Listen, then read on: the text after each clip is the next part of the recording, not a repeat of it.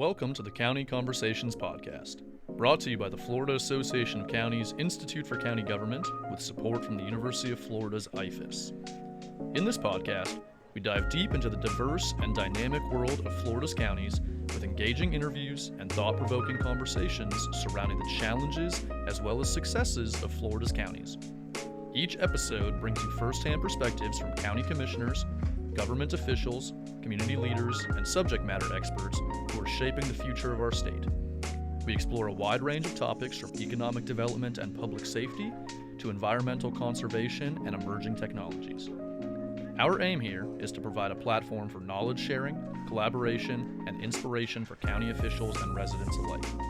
Whether you're a county commissioner, government professional, or simply interested in understanding the local government landscape, we hope this podcast provides valuable insights and practical takeaways on all things counties. We're not live. Hello, and welcome to another edition of the County Conversations Podcast. I'm Eric Poole, Director of FACT's Institute for County Government, or as we like to call it, ICG. We are the training and education arm of the association, offering basic and advanced classes in county government, as well as organizational leadership. As a part of our commissioner certification program, we offer electives across several disciplines, including planning and growth management. And recently, we hosted approximately 40 county commissioners in Tallahassee for our core planning class. And to highlight how broad the discipline of planning is, we added an extra day for a field trip to a very unique place in our state called Tall Timbers. And if you go to the Tall Timbers website, you'll see that Tall Timbers is many things. It's an internationally recognized research station for fire-adapted ecosystems. It's a national hub for prescribed fire science. It conducts research on quail habitat. It's one of the largest regional land trusts in the nation. It's a local landowner directly managing 13,000 acres in North Florida. It even advocates for smart growth and promotes sensible community planning. And they take this last issue so seriously, they even employ a full-time environmental land use planner.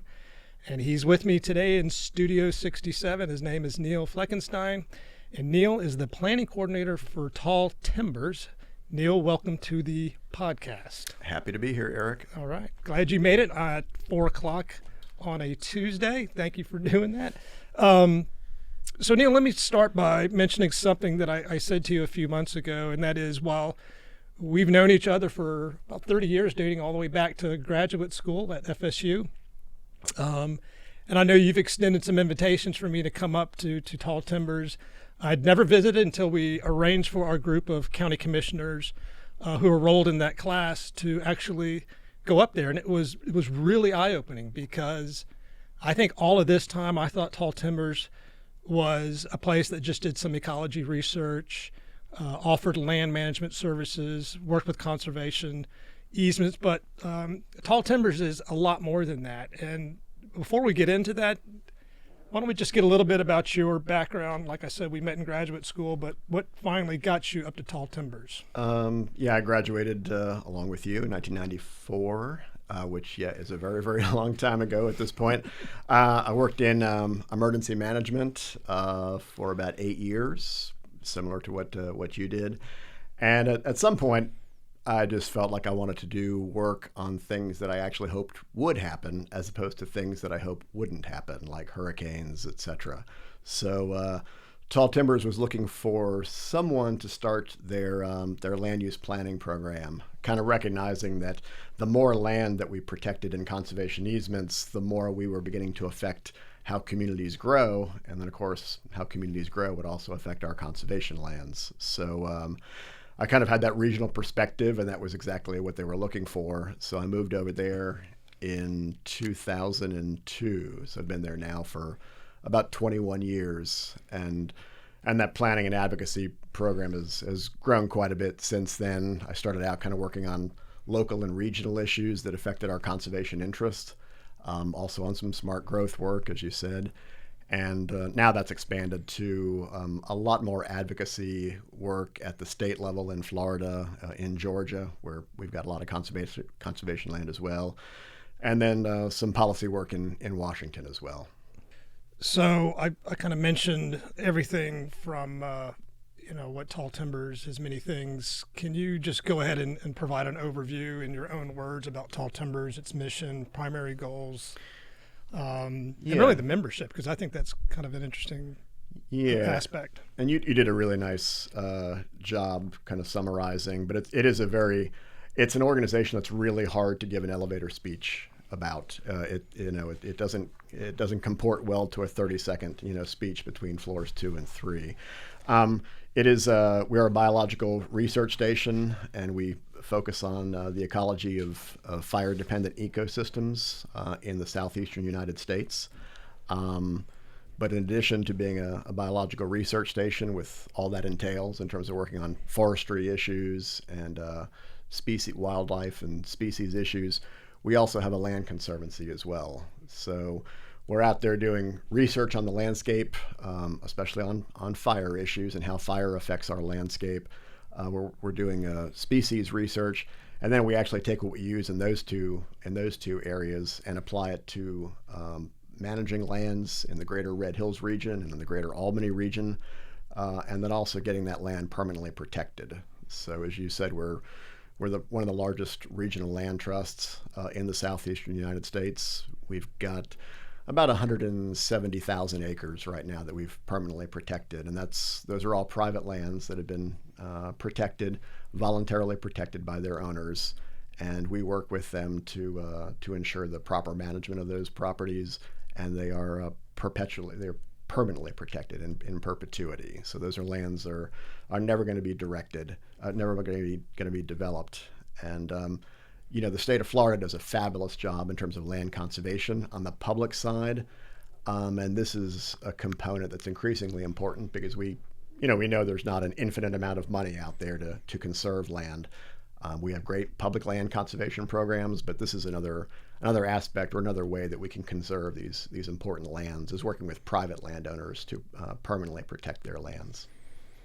That's a good elevator speech. It's a long ride up. So how was it founded, and can you talk about the membership? Yeah, it was founded in 1958. It had a very long record before then. It was a working hunting property for many years. And the owner of it, Henry Beadle, recognized in the early 1900s that the wildlife population was dramatically declining in the southeastern United States and here in the Red Hills region of North Florida and southwest Georgia. So he and some other landowners brought in an ecologist named Herbert Stoddard to try and figure out what was happening to these wildlife populations, what had changed. And the simple answer is what had changed is landowners, as a result of federal government action, were no longer using prescribed fire on their properties. And by removing fire, they were significantly changing how those properties are managed. All of our lands in the southeastern United States are lands that benefit from the use of prescribed fire. And once we kind of removed that from the land management toolbox, we saw wildlife populations plummeting in here and in other parts of the country. And of course, there are other issues as well. When you remove that prescribed fire from the landscape, you start dealing with wildfire issues as well, and that's another area that we work on. But that really was the genesis of the start of tall timbers, because the federal government had basically tried to ban the use of prescribed fire in the country. Mr. Beadle at that point had his own landscape and wanted to found an organization that really wasn't reliant on the government, that could actually study things like prescribed fire and how we manage species and how we manage our forests. But he didn't really want to have government intervention, so it was privately funded and set up as a nonprofit. And we were established in 1958, so it's about 65 years now that we've been in existence. And the mission has grown quite a bit since then. At this point, we have about 140 employees that work at Tall Timbers. A lot of them are here in North Florida, but we're kind of also spread out in areas across the southeastern coastal plain that we're working on in terms of restoration of species like bobwhite quail across those landscapes, and also working on trying to bring prescribed fire back to those landscapes as well. So that's allowed us to kind of grow from our base in North Florida and Southwest Georgia, and now we're working in probably 8 or 9 states in the southeastern United States. So you said historically, well, the federal government had banned using fire In the early 1900s, yeah. But was there some science and research behind that? I mean, were they doing prescribed burning anywhere, or was that something that Beetle had on his property? That was really the result of the lack of understanding of the importance of fire for ecosystem management. Of course, they didn't call it ecosystem management, in the 1900s. But when you read the work of Herbert Stoddard and some of his work from the 1930s, basically what he was describing, almost 100 years ago at this point, is a holistic system of managing our ecosystems, just way, way ahead of his time. And I think that kind of the heavy hand of, at that point, the federal government, in terms of trying to discourage the use of prescribed fire, was really something that was very impactful to Mr. Beetle, and led him ultimately to devote or to provide basically his entire property and an endowment to start Tall Timbers off. And as I said, that was in the late 1950s, and we've kind of really grown from that. Now, of course, we've learned so much more about how we manage landscapes now, and one of the most supportive entities of government is the federal government in terms of the use of prescribed fire. Right, we're trying to deal with wildfire issues every year in the far west. And of course, our federal partners and our state partners now are some of our closest cooperating organizations. Tall Timbers actually hosts the federal prescribed fire training center, is based in Tallahassee at Tall Timbers, which is a bit ironic given the founding of our organization 60-something years ago. So can we talk about what Florida's doing it right in terms of using prescribed burning, in contrast to places like California, which I guess are just catching up, right? So you host some of them out here. Exactly. So we with the Prescribed Fire Training Center, basically any federal employee who, as part of their job, uses prescribed fire, they'll come through Tall Timbers to attend the Prescribed Fire Training Center. So basically all federal employees from all agencies that are using fire on the landscape are coming through Tall Timbers to learn. Florida leads the nation every year in the use of prescribed fire from an acreage perspective. Every year, the state of Florida is number one. Georgia is a close second, and there's really no one else that competes with the use of fire like Florida and Georgia do. We have individual counties in the state of Florida that burn more acreage in prescribed burns than the state of California. If you look at the top 10 counties in terms of acreage burned, 9 of them are in the state of Florida, and the 10th is just across the border in Thomas County, Georgia. So we're kind of the epicenter of the use of wise prescribed fire for ecosystem management, for species management, but also importantly for wildfire mitigation. And the West, as you said, is beginning to catch up. Obviously, I think pretty much everybody when the summer comes, you turn on the news and you kind of see, okay, maybe Colorado is on fire, or California is on fire, Washington State, Oregon, Montana, etc. And they're really trying to catch up from decades and decades of not utilizing fire as a management tool out there. But it's a challenge to catch up, because now you've got forests that have grown for many, many decades without the use of fire, and it's a lot more expensive to go in and try and manage those forests compared to like in Florida, where we're burning, a landscape might burn every 18 months to 2 years, hardly any fuel on that landscape. If you do have a lightning strike, there's relatively little fuel for it to burn. You just don't see entire cities in Florida burned to the ground like we have in other parts of the country. You and I talked about this before, I think, back in 1998. I kind of mark a lot of those years by how many, the named hurricanes. But in 1998, I remember there were floods, tornadoes, hurricanes, but then approaching around April, May, the whole state basically caught on fire with oh my goodness, what's the place over in near St. Augustine? Starts with a palm. I forgot off the top of my head. I forgot too, but a lot of residential properties were burnt. Do you know the background of that? I think I may have asked Jim Carles this question casually, but what was so unique in '98 that you had fires everywhere? Jim Carles is the perfect person to ask that question of, and I'd actually like to know a little more of the origin of it myself. I know it was record setting from a drought perspective, which obviously plays an important role into that issue. I don't know if we were in a cycle where we weren't using fire as much as we were during other periods. I do know that two of the counties in Florida that were least affected were Leon County and Jefferson County, which are two of the counties in the Red Hills that again, utilize prescribed fire on a rigorous basis to manage those large private landscapes that we work with.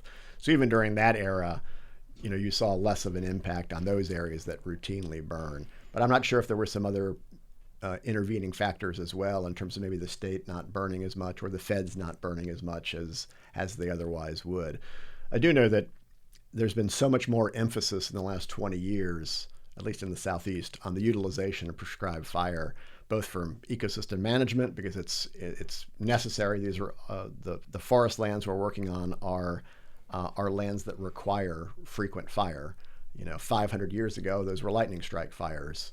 And those fires, they would come on a very regular basis. We've done a lot of work on tree rings, so we know how frequently those return intervals are for prescribed fire.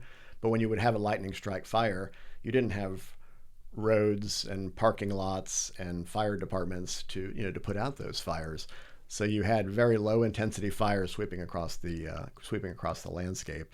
Obviously, once you start getting lands developed a lot, that's an impediment to lightning strike fires, which is fine. But we kind of have to replace that with the use of prescribed fire. So Tall Timbers has been a strong advocate for the use of prescribed fire, again, for ecosystem management, but also for wildfire mitigation. And now we work very closely now with our partners out west, trying to kind of get them on board with what we're doing. I was talking with our research director recently, and he's been on the governor's task force in California dealing with the wildfires. And his perspective was really in the last 2 or 3 years, they've made greater strides from a policy perspective at the state level than they have in the previous 50 years. So they've actually established some mitigation dollars that are out there to encourage landowners, to burn. They've established some insurance liability protections to protect landowners who are using prescribed fire wisely. So they're definitely catching on and catching up, but they've got this long history they have to deal with of forests that really haven't been maintained with fire, and that's gonna be a challenge for them for decades to come. So why is that? Why are we so much further ahead than they are? Yeah, I think it's the land managers that I've worked with kind of joke about it, that just culturally it's been so much more accepted in the southeastern United States, especially in North Florida, Southwest Georgia, where we've recognized for 100 years now that these lands need prescribed fire, and the managers of large landscapes in Florida have understood that for a long time too. So culturally, we accept it more. If you're in the Red Hills, in Leon County, Jefferson County, Madison County, you cross the border into Thomas and Grady counties.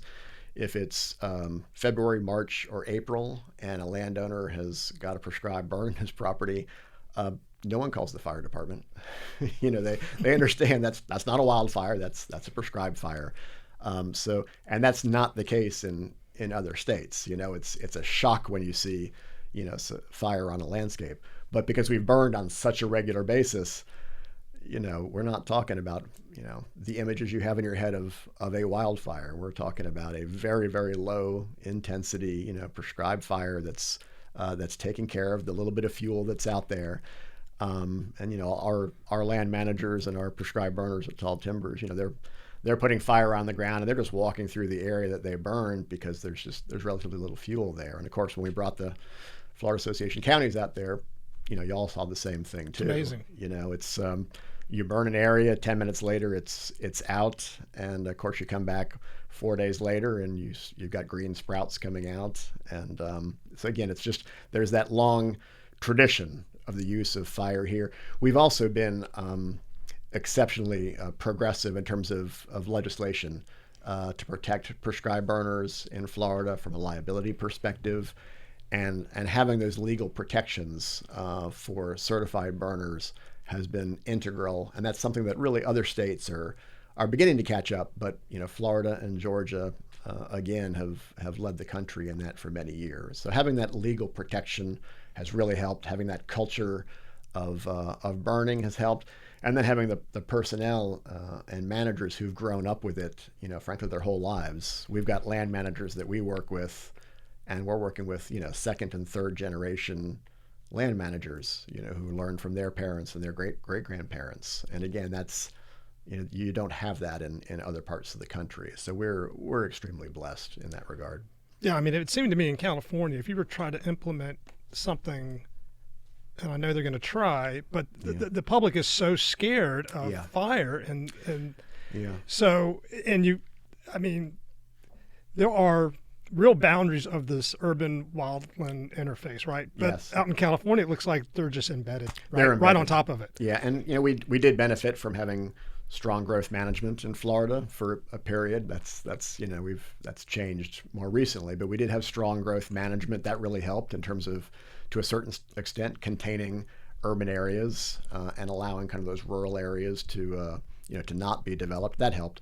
When you see that extensive urban suburban interface with the rural areas, and you've got areas that haven't burned in forever that are fire prone, and now we've got $1 million houses all throughout them. It's a really bad recipe.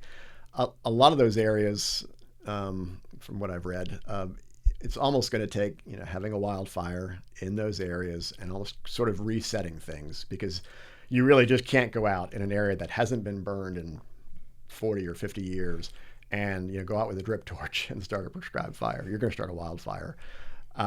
So it's in some of those areas, they're reclaiming them. They're getting fire on the ground. It's much more expensive on the front side, having to go in and do some selective thinning and using a lot of mechanical equipment.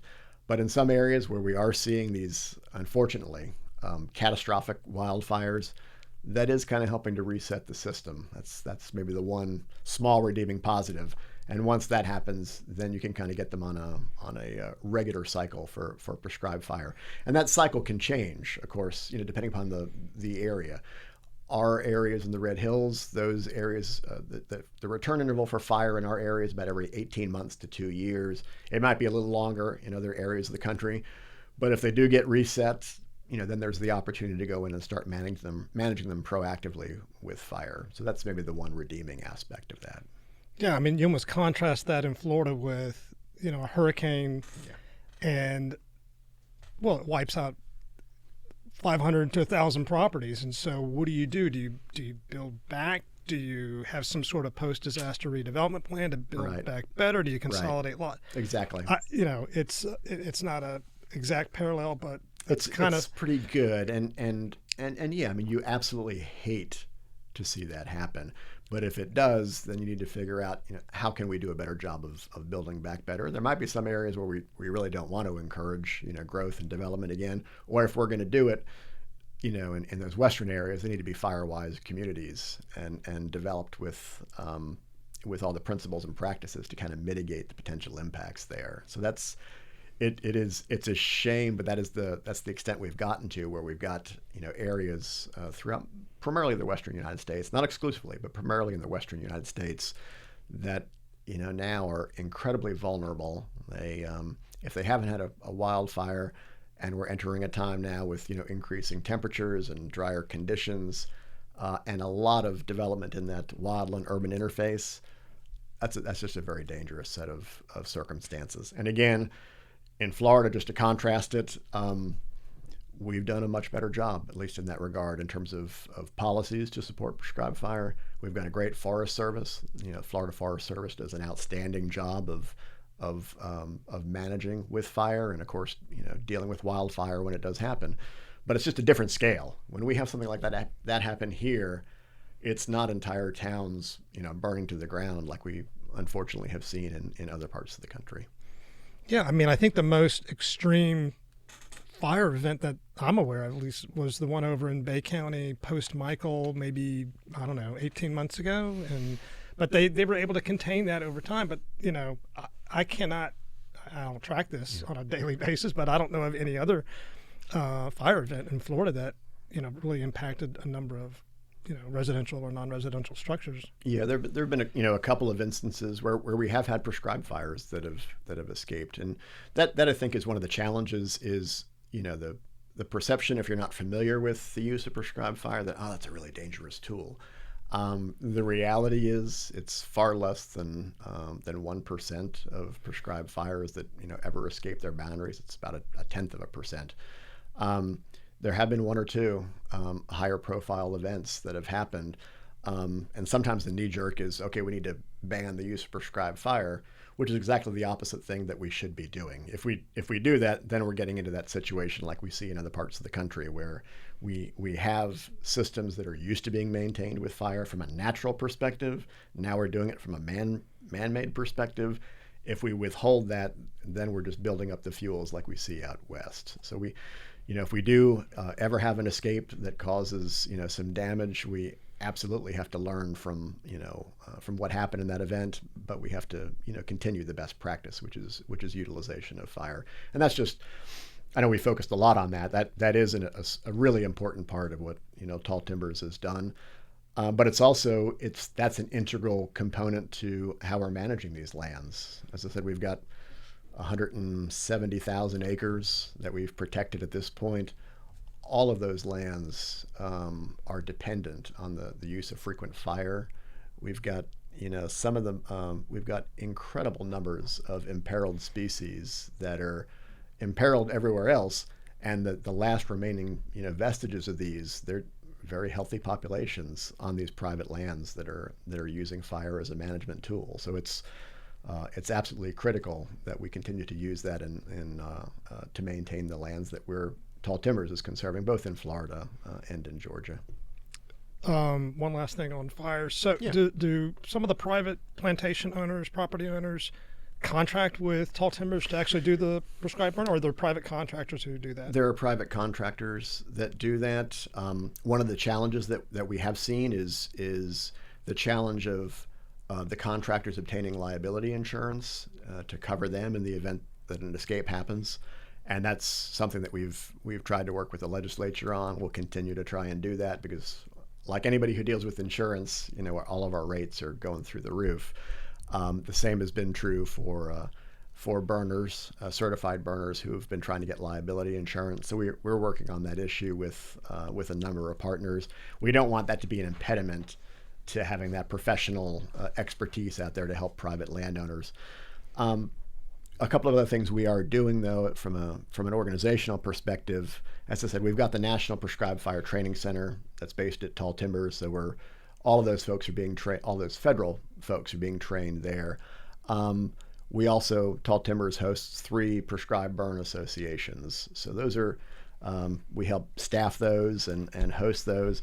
Those are in Southwest Georgia, Northwest Florida, basically in our Panhandle area, and then in Central Alabama. And those are burn associations of private landowners who utilize prescribed fire, but they may need assistance in terms of getting fire on the ground. They may need more expertise, so they turn to those PBAs, prescribed burn associations. They turn to those organizations for help, and it's a great way of those landowners learning best practices for prescribed fire, so that they can maintain their own properties and then help with their neighbors doing the same thing. So those PBAs are an increasingly important way to kind of help get good fire on the ground. It's a lot on fire. What's that? It's a lot on fire. It's a lot on fire, yes. Can we talk about what I call maybe your second pillar in the conservation area, in what Tall Timbers does with respect to land conservation and specifically easements and maybe encouraging some of the use of state funds that are available for folks? Yeah, We historically have worked in the realm of conservation easements, donated conservation easements. Probably 98 or 99% of the land that we've conserved has been through the donation of conservation easements, typically on larger tracts of land. And that's just the nature of the Red Hills region that we work in. We're lucky enough to have these very large private landscapes. And those owners get a federal tax incentive for doing that, but they also get the peace of mind of knowing that their land is never going to be developed. That's in perpetuity, regardless of if it goes to their relatives or they sell it. And you'd be surprised at the number of landowners who they've poured their heart and soul into managing their property for generations. And the last thing they want is to see anything that would negatively affect those properties. So they get a peace of mind putting it in a conservation easement. They know it has to be managed in accordance with the documents that we establish with them, and of course we work with them very closely to help manage their help them with management issues on their property, stewardship practices wherever we can. And then on the advocacy side, help them if there are issues out there that may threaten the conservation interests on their property. I was late getting to the interview today because that's what I was dealing with in Georgia. Was just a policy issue that we need to work on to make sure it doesn't have unintended consequences for some of the conservation lands that we manage. So, and actually, you mentioned the donated easement side. So that historically has been the focus of Tall Timbers. Increasingly, we're making really great gains just because of the wonderful job that the legislature has done setting aside dollars for conservation in Florida. No other state in the country has a legislature that has supported land conservation like Florida. It's not even close. We would love to see other states do the same thing that Florida has between our Rural and Family Lands program and Florida Forever, Florida Communities Trust. There are a number of vehicles that are out there to help landowners protect their property. There used to be a focus more on the state acquiring those lands and managing them. And then, of course, they realized that, well, that's only half the equation, right? They can conserve it, but then they have to manage it. And, buying land is expensive. Managing it is really expensive because you've now, you've got a perpetual mandate to manage those lands. So increasingly, we've seen the state very supportive of helping with purchase conservation easements. And Tall Timbers has worked. We've been pretty aggressive working with a number of landowners in the greater Red Hills region on land conservation projects that have been funded through Florida Forever, hopefully through Rural and Family Lands. There are a lot of dollars in both of those programs right now. And then we also work on the federal side as well with, say, programs like Forest Legacy. So we're trying to kind of broaden, I guess you could say, that toolbox of conservation tools. And of course, these can be used anywhere in Florida. There are, I don't have the number off the top of my head of the number of land trusts in the state, but Florida has a healthy number of land trusts, a good number of accredited land trusts, all of whom, are working in this same realm and are working both on, donated projects, but also on tapping into state and federal resources to help conserve land as well. So kind of the model that we have is unique because of the large landowner base, but the tools that we're using can be used, anywhere for conservation in Florida or other states. So if a property owner uses either, takes advantage of Florida Forever or Rural and Family Lands program, a conservation easement is purchased, what's the requirement to make sure that they're maintaining that property? Yeah. And how is that monitored? Yeah, so of course, when we do private land, when we do donated conservation easements to Tall Timbers, we monitor every one of those properties every year. By law, we have to go at least once a year, but typically, because we do so much stewardship and outreach with our landowners, we're seeing those landowners on a very regular basis to make sure that they're adhering to the conditions of their easement. If you're doing a purchase easement through Florida Forever or Rural and Family Lands, it'll be the same type of situation where there would be an annual monitoring required to make sure that the landowner is adhering to all the regulations and stipulations that are in their negotiated easements with the state of Florida. So the same setup that you would see with an organization like Tall Timbers. I guess, one of the differences I would say, though, is to our benefit is, we've got this 65-year history of working with landowners in the greater Red Hills region. And the phone call I was on before I got here with, one of our landowners was with a landowner and his children to try and figure out how to address an issue that was of concern to them. So we've got this this long multi-generational relationship with our landowner base that I think really kind of helps from a stewardship perspective. They know if they have issues of concern, they can call us, and where it's not maybe the heavy hand sometimes that you might see with maybe the federal government. It's just a more collaborative relationship.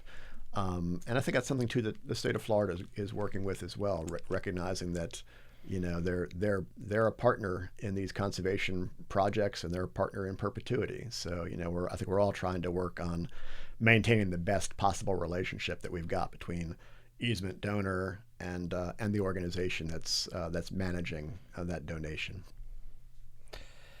Can we talk a little bit about partnerships? And I mean specifically partnerships with like universities and some larger institutions. I think you had mentioned one time that I guess UF-IFAS may have interest in a property over in Jefferson County. I couldn't remember what that was.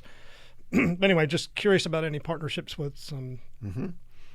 We, I think part of the reason an important reason for the success that Tall Timbers has had is just partnership building. We partner with federal partners, state partners, local partners, NGOs, you name it. It's pretty rare for us to get involved in an advocacy issue where we aren't reaching out and trying to cultivate as many relationships as possible. If you think about something like our Regional Conservation Partnership Program, that is a federal grant that Tall Timbers has. It's through the U.S. Department of Agriculture and the Natural Resource Conservation Service. I'm going to pat myself on the back for not using acronyms. So we have that Regional Conservation Partnership Program grant. It's called an RCPP. And that is an opportunity for an organization like Tall Timbers or other land trusts. The Alachua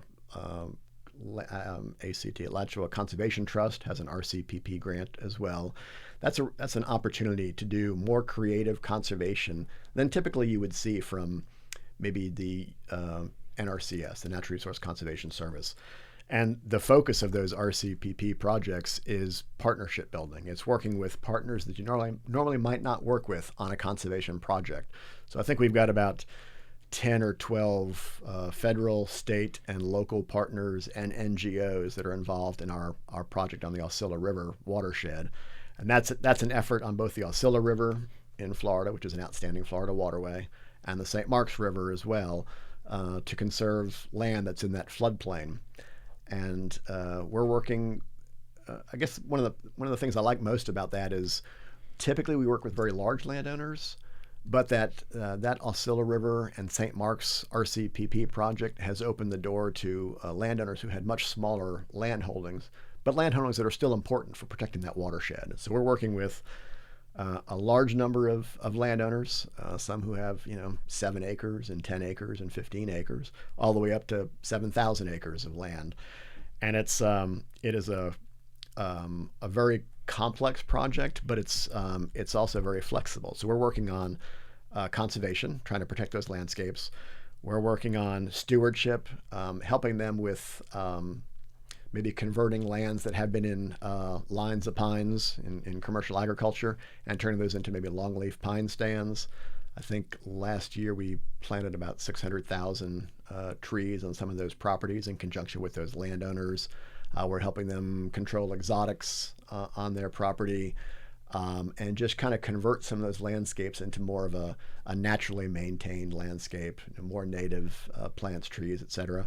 And then importantly, of course, going back to fire, a number of these properties are lands that have not had fire on them for a long time for a variety of reasons. So that RCPP project is is helping us bring fire back to those landscapes too. So it's everything from soup to nuts in terms of doing really good management across the spectrum of large, medium, and small size properties. So conserving them, and then helping steward those properties, and of course educating those landowners so that they can kind of take on those activities moving forward. That's a really great example of the kind of partnership programs that we're trying to engage in. So that RCPP, is that something that Tall Timbers manages? Is that so yours? Yeah, it's a federal funding through the Department of Agriculture, then through the Natural Resource Conservation Service. Tall Timbers was the grant recipient. I think we're in about our third year on that project.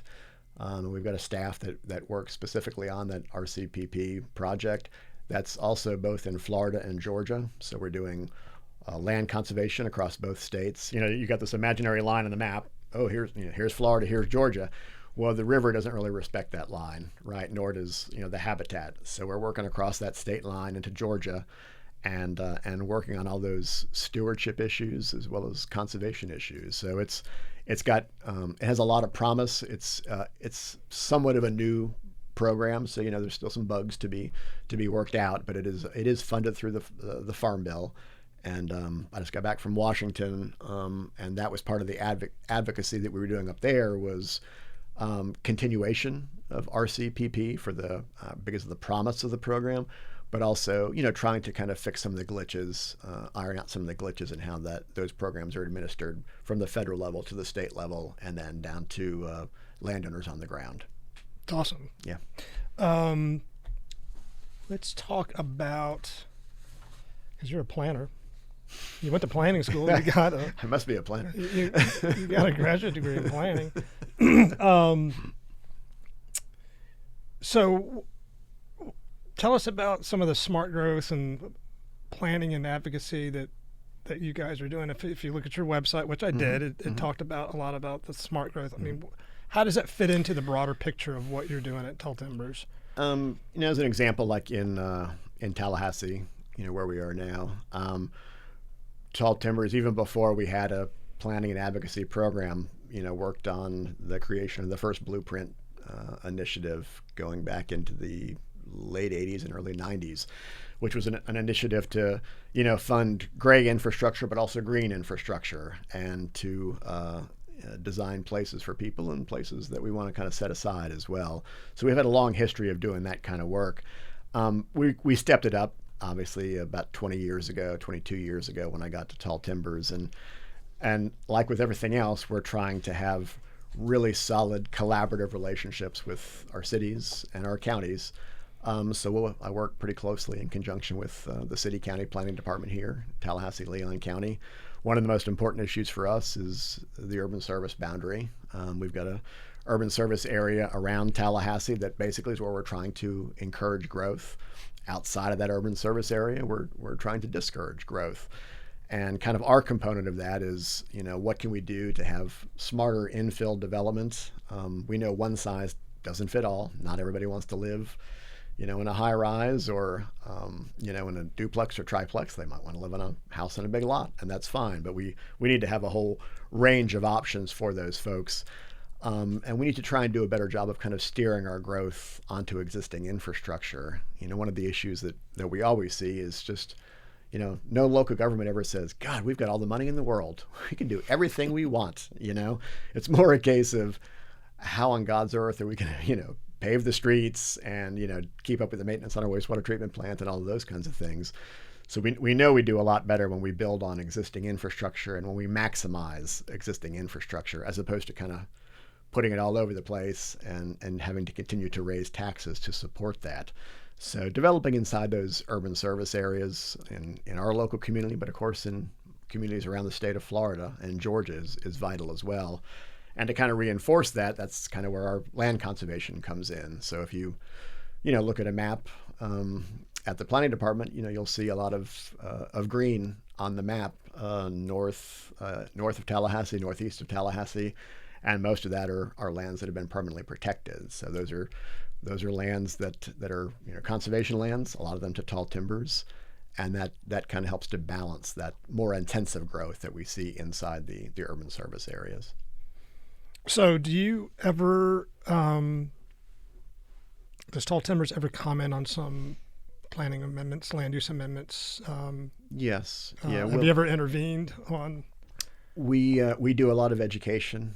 We'll meet with city commissioners. It's usually county commissioners because of the more rural nature. But we routinely will talk to county commissioners and planning staff, and of course the private sector and developers and homeowners and everybody else. You kind of have to work with all the different parties to try and address either comprehensive plan amendments or maybe development proposals.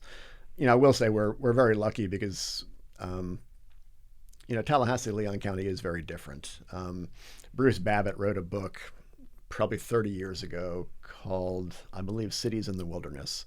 And he was the former Secretary of the Interior. And he focused on 10 or 15 communities around the country that were just doing things a little different, right? And we're more successful than others in terms of having places for people and places conserved for wildlife, right?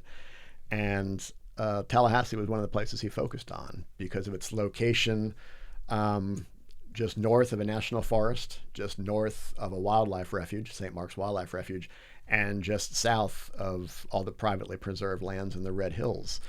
And he kind of highlighted that as kind of an interesting opportunity for a city to live, in harmony, basically, with conserved lands all around it. So we're very lucky, and we recognize that. But yeah, we've had opportunities to comment on comp plan amendments and try and address those concerns, and the same is true for larger projects, infrastructure projects. That's probably one of the biggest issues we deal with. It's much less on comprehensive plan amendments. It's mostly things like the MCOR's toll road proposal, which was a proposal for 300 plus miles of toll roads from the 2019 legislature, I believe.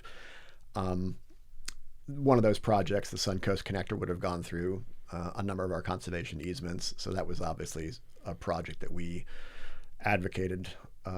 We played a role in advocating against that particular component. Again, we thought there was some merit to obviously the roadway improvements, but the way they were proposed was kind of a sledgehammer kind of approach. So yeah, that's issues like that. We'll try and play a collaborative role to try and bring resolution to an issue. From an administrative standpoint, do you see an advantage of having a joint county city planning department? I know they have separate growth management departments, but yeah, I really do. It's when we have these artificial boundaries, not that that's an artificial boundary, but when we are kind of siloed out, even if you're in the same building and on the same floor, it's just more challenging to deal with some of these issues that are completely interrelated. So yeah, I have enormous respect for the professionals that we work with at the planning department. I'm in pretty close contact with them because, again, now we've gotten to the stage where with 170,000 acres, not all of that is in the Red Hills. Some of that is in our other focal areas too, but we have a large footprint in terms of conservation land, so that does affect where growth can occur, and vice versa. So we just find it's good to be in collaboration with those partners. But yeah, if those cities and counties have a combined planning department or growth management department, I think it's more effective for how they manage growth, and it's easier for people in the community to utilize that resource, be they a developer or HOA, homeowner association, or even just just a member of the public. I'm going to wrap things up because we've been in here for 45 minutes. I did not know that. Oh, and I've got a post-millennial intern who's going to be doing the editing, so we can pause and giggle and laugh, and he edits next door. But okay. What about can you talk about the role of county officials in some of the work that you do? Because you were talking about partnerships, and I got to believe they've got to be a partner in this. But can you just talk about the role of specifically county officials, and maybe something that they can walk away with that you think is important for the mission of Tall Timbers? Absolutely crucial. I try and have relationships with professional relationships with all of our county commissioners. As I said, city commissioners a little less so, just because of the geography of what we're dealing with. But we've got several county commissioners whose districts, include lands that Tall Timbers works on. We try and get all of those commissioners out to see those properties. A lot of them have been through Leadership Tallahassee, so they've visited Tall Timbers because we're one of the stops on Leadership Tallahassee. Some of them have been there, through Florida Association of Counties or Leadership Florida. But we want them to be very familiar with what we're doing from a conservation perspective, and just kind of educate them on that aspect of things, but also from a growth management perspective. Again, we are far from an anti-growth organization. We have somewhat of a conservative board, a lot of business folks on that board, and that's just not something they would tolerate. But they do understand the difference between good growth and then growth kind of willy-nilly spread all over the place. That's not fiscally efficient. So we try and have those really close relationships, and I count some of my best relationships those that I have with our county commissioners in Leon County. So they're integral in terms of kind of them educating us about issues, but also vice versa. And there's kind of a lot of sharing of ideas and just brainstorming on issues. And I in all honesty, I can say this with 100% honesty, I couldn't ask for better relationships with those commissioners that we're working with that overlap in terms of from a geographical perspective with what Tall Timbers is doing. There's also kind of almost an increasing relationship too, because as we kind of move beyond donated easements with our landowner base to potentially some Florida Forever projects or rural and family lands projects, with those kind of projects, it really helps to have a supportive, county commissioner or county commission. And to their credit, whenever we've approached a commissioner about, would you consider supporting this project, every single time, they have. And of course, we'll bring them out to those properties to show them, what we're trying to conserve. And they've just been a pleasure to work with and key to what we're trying to do from a conservation perspective. Well, I mean, it's not hyperbole to say, what you do out there has just blown me away. I mean, I don't know why I had not reached out to you before and, either gone jogging or something out there, but it's really amazing what you guys are doing out there. And as a recovering planner, I'm always, I'm always interested in these kind of things. So one thing I'd encourage, folks to do, county commissioners, county administrators, et cetera. We obviously focus here in the Red Hills region, Northwest Florida, Southwest Georgia. But, we do have, more than a dozen land conservancies around the state, and a number of them are accredited land trusts. And they like Tall Timbers, they meet the highest level of standards of regulations from a land trust perspective. And I would encourage, elected officials and appointed officials just to try and find out which land conservancies are working in their backyard, because those are great advocates in terms of, protecting land just for natural resource sake, for wildlife sake. But a number of those also work on, public access issues as well. So there are a number of land trusts that are around the state, and I would just encourage folks to reach out to them and partner with them whenever they can. Awesome. Neil, thank you very much for coming in Studio 67 and being our latest edition of County Conversations podcast. It was a pleasure. Happy to. All right. Thank you. Yep.